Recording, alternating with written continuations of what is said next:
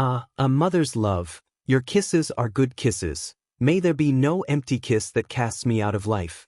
In my inner mind last night I saw an impression of an angel. It was a female angel, however it works. She was motherly and imparted to me the concept, the feeling, the thing itself, of a mother's love that a young child needs. Now she did this as I was standing in the presence of God.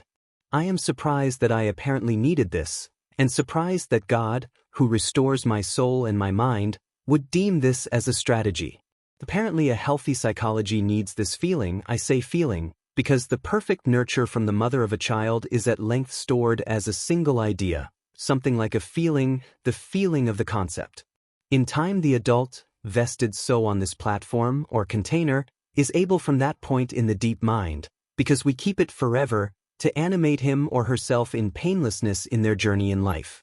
Without this platform of the mother's love, the now adult trades with the alchemy of pain, it becomes a pain thing in the mind, and this enemy corrupts location. I use the word location because I had said above that the healthy are able to animate from a point.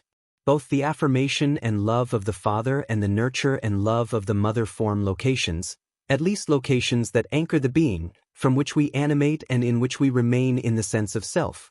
Because the sense of self is a marvelous equation with great weight. When an adult, kissed by an unfortunate empty kiss of the mother, proceeds in life, they had exited the locality and trade with wildness, a bad sort of wildness. I mean by this wildness that their thoughts and impulses and dreams are like a spastic fish out of water. They do wild things, the borders of things are not quite clear in their heads. They don't know when to stop at a thing. Their daydreams are wild and controlling, their self-pity are deep and deceiving, their relationships are intense, they are empathic, but they keep the poison they sense in others, their drive towards success lifts them and usurps them.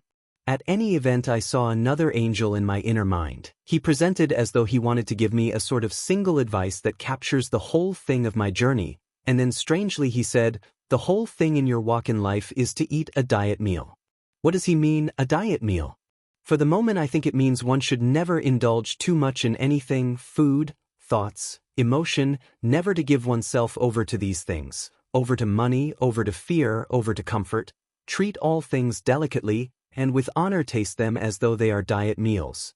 Excessive kindness, excessive friendships, excessive enmeshment in people, excessive politics, excessive judgment on people around us, excessive curiosity into the lives of others, so it may save us from a lot of trouble.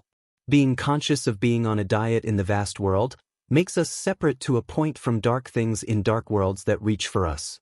A sanctified self, a separate self, one who holds back a little, has inherent protection.